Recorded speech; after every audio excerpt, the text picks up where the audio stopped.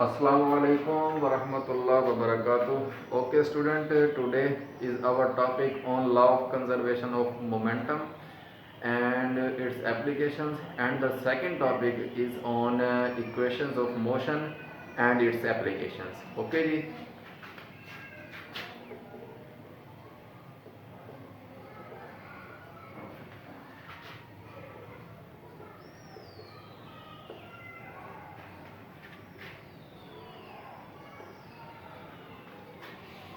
Okay, student, before studying law of conservation of momentum, मैं आपको momentum के बारे में कुछ बताना चाहता हूँ। देखें, मोमेंटम किसी भी बॉडी का वो उसकी वेलोसिटी के ऊपर डिपेंड करता है। अगर कोई बॉडी की वेलोसिटी ज़्यादा है तो हम कहेंगे उसका मोमेंटम ज़्यादा है। अगर हम कहें अगर किसी बॉडी की वेलोसिटी कम है तो हम कहेंगे उसका मोमेंटम कम है। ठीक है जी। So we can define momentum in the term of velocity. Okay जी. So momentum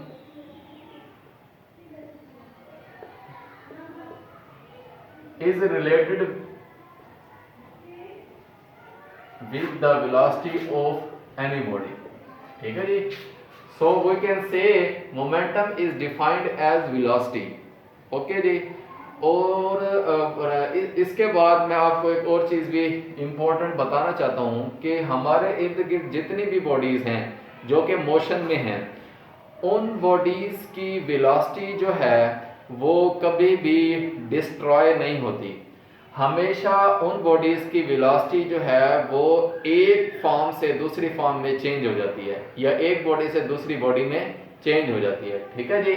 So we can say that momentum of any body or velocity of any body does not destroy, okay, but is converted from one body to another body, or we can say is conserved.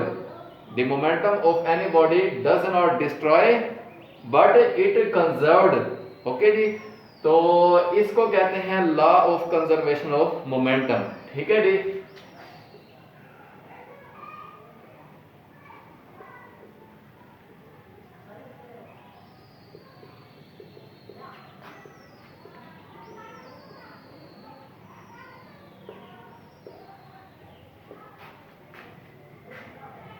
इसके बारे में मैंने अभी आपको बताया है कि किसी भी बॉडी की वेलोसिटी जो है वो ज़ाया नहीं होती, डिस्ट्रॉय नहीं होती, बल्कि एक बॉडी से दूसरी बॉडी में चेंज हो जाती है, एक शक्ल से दूसरी शक्ल में चेंज हो जाती है, ज़ाया नहीं होती। ठीक है जी। Velocity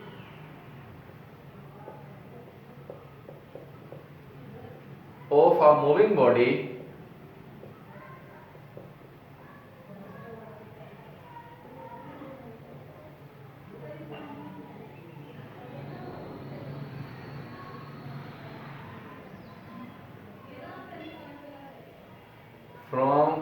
changes from one body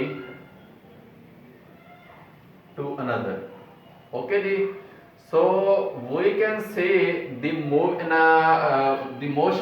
the velocity of a moving body does not destroy or changes from one body to another body. ठीक है जी। This is called law of conservation of momentum. इसकी एग्जांपल मैं बहुत ही आसान सी आपको दूंगा कि देखें, आप एक बिलियर्ड बॉल, स्नोकर है, स्नोकर हमारे पास है। स्नोकर में हमारे पास बॉल्स होती हैं डिफरेंट कलर्स की। ठीक है जी। जिसमें से एक बॉल वाइट होती है जिसके ऊपर हम हिट करते हैं और वो दूसरी बॉल्स जो कि डिफरेंट कलर्स की होती हैं उनके साथ टकरा के जो है वो उनकी वेलोसिटी को चेंज करती है। ठीक है जी। अब फॉर एग्जांपल इसकी मैं आसान सी मिसाल लूंगा कि मोमेंटम, मिसाल के तौर पे ये एक वाइट बॉडी है, वाइट बॉल है, उसका मास है जी m1। ठीक है। इसकी वेलोसिटी है v1। अगर ये एक और बॉल के साथ टकराई है जिसका मास है जी m2 और उसकी वेलोसिटी है v2। फॉर एग्जांपल अगर ये हमारे पास वेलोसिटी v2 और v1, इनके दरमियान जो रिलेशन है वो वेलोसिटी का वो कुछ इस तरह से है कि v1 is greater than v2, then the ball which is the ball m1 and ball m2 will collide. Okay जी, तो क्यों होगा? देखें, अगर हमारे पास m1 की वेलोसिटी ज्यादा है m2 से, तो ये यकीनन इसके साथ टकराएगी। ठीक है जी, अगर इनकी डायरेक्शन जो है वो सेम है तो ये यकीनन m1 m2 के साथ टकराएगी। अब टकराने के बाद क्या होगा? आपको भी पता है कि ये स्लो हो जाएगी और इसकी स्पीड या इसकी वेलोसिटी ज्यादा हो जाएगी। तो अब मिसाल के तौर पे टकराने के बाद ये बिफोर कोलिजन,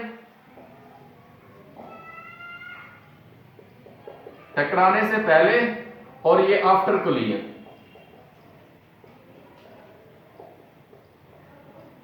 ये टकराने के बाद। ठीक है स्टूडेंट, तो ये हमारे पास मास चेंज नहीं होगा लेकिन वेलोसिटीज चेंज हो जाएंगी।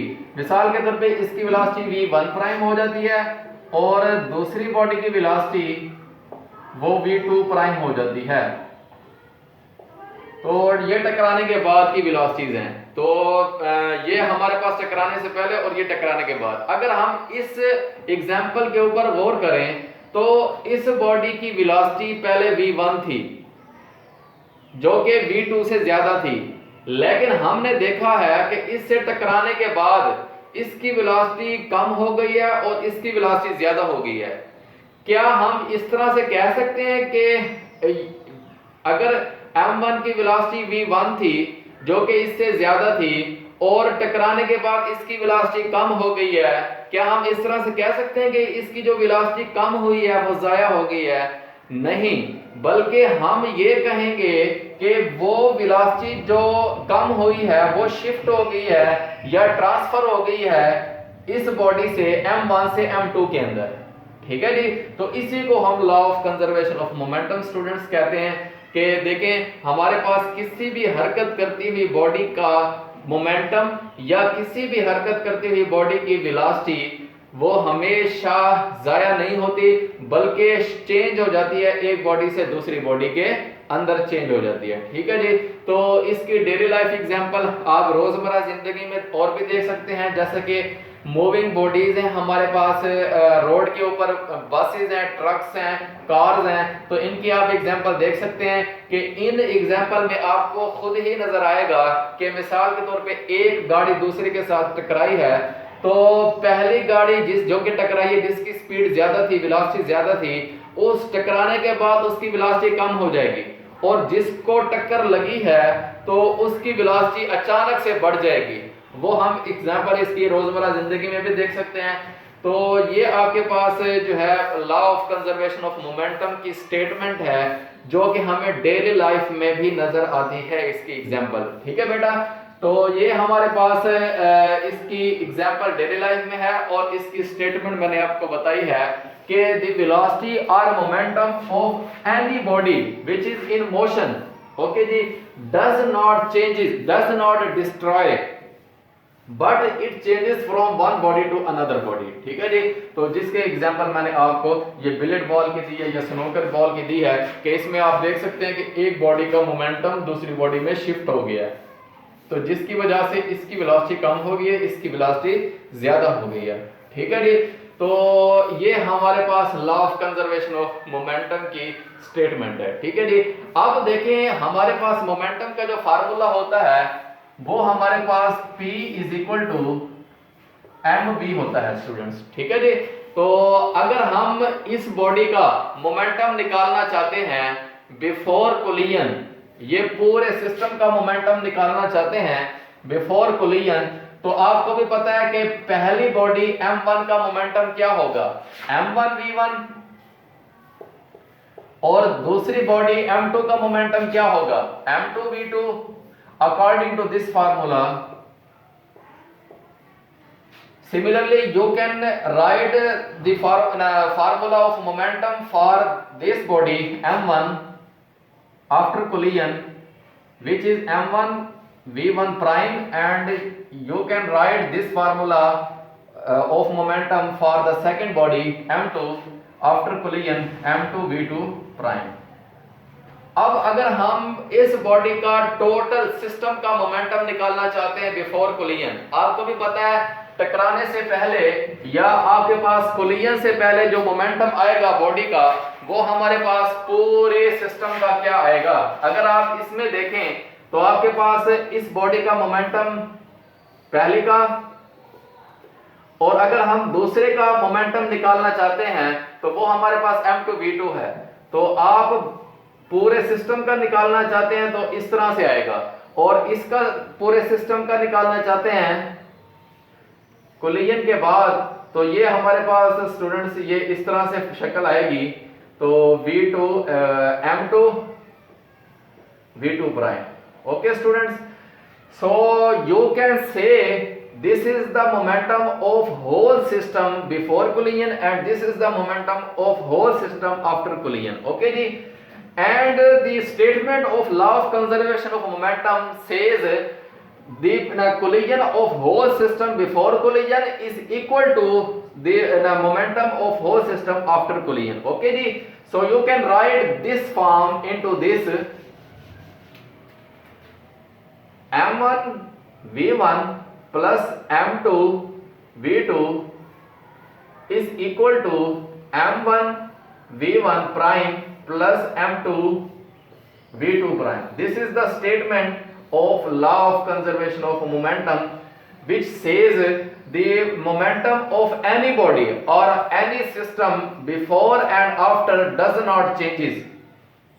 ठीक है जी, so you can write this statement into this equation. The momentum before collision is equal to the momentum is after collision. Okay ji, this is the statement and this is the equation of the law of conservation of momentum in the form of equation. Okay ji, so you can use this equation to solve daily life problems, daily life examples, daily life numerical problems which is in your book.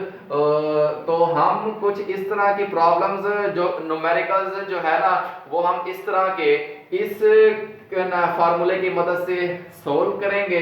तो हमारा आज का topic भी यही है कि हम law of conservation of momentum और इसकी एप्लीकेशंस को हम जो है वो डिस्कस करें। सो हमारे पास इसकी स्टेटमेंट भी आ गई, इसका फार्मूला भी आ गया, तो हम इसकी एप्लीकेशंस की तरफ जो है ना वो हम अभी जाते हैं। ठीक है जी, सो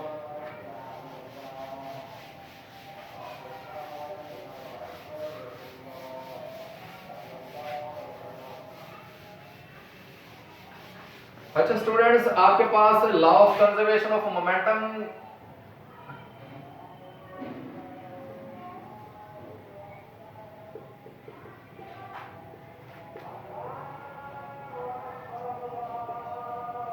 इसका जो फार्मूला है स्टूडेंट्स वो हमारे पास कुछ इस तरह से आया है, m1 v1 plus m2 v2 is equal to m1 v1 prime plus m2 v2 prime. Okay जी, so you can solve daily life problems or numericals related to this topic. हमारे पास एक प्रॉब्लम है फिजिक्स की book में, तो हम उसको ये सोल्व करेंगे इस फार्मूले की मदद से। अब देखें, उसने एक न्यूमेरिकल में बताया हुआ स्टूडेंट्स कि अगर हम एक गन से जो है वो फायर करते हैं, पिस्तौल से हम एक फायर करते हैं, तो हम जो है पिस्तौल की वेलोसिटी जो कि बैक की तरफ आएगा आफ्टर पिस्तौल के होने से वो क्या होगी। देखें हमारे पास न्यूमेरिकल कुछ इस तरह से है कि वो कहता है कि एक गन है और एक उसके अंदर जो है वो गोली है। तो आपको भी पता है कि इनिशियली दोनों रेस्ट में हैं, तो आपके पास इनिशियल वेलोसिटी इन दोनों की जीरो होगी। तो अगर मैं उस प्रॉब्लम्स को सोल्व करना चाहता हूं तो इसमें इनिशियल वेलोसिटी मुझे जीरो पुट करने पड़ेगी लेफ्ट साइड पे। ठीक है जी, अब देखिए आपने उस गन से फायर किया है, तो गन से फायर करने के बाद आपके पास जो वेलोसिटीज कुछ इस तरह से आएंगी, v1 प्राइम और v2 प्राइम। अब v1 प्राइम है जी गोली की वेलोसिटी और v2 प्राइम है आपके पास गन की वेलोसिटी। अब दोनों की वेलोसिटीज की डायरेक्शन मुख्तलिफ होगी। अगर गोली आगे की तरफ जाएगी तो गन पीछे की तरफ जाएगी। तो आप उनकी वेलोसिटीज को इधर पुट करेंगे यहां पे और यहां पे, और उनके मासेस को यहां पे पुट करेंगे। अगर यहां पे कुछ वैल्यूज इस तरह से आई है m2 v2 प्राइम, तो आपके पास कुछ वैल्यू यहां पे आई है, तो आप इनिशियल वेलोसिटी इनकी 0 पुट कर देंगे, तो हमारे पास सिर्फ राइट साइड जो है ना वो बचेगी। तो अगर आपने v2 प्राइम, अगर आपने गन की वेलोसिटी को मालूम करना है स्टूडेंट्स, तो आप कुछ इस तरह से करेंगे कि v2 प्राइम यहीं पे ही रहेगा राइट साइड पे,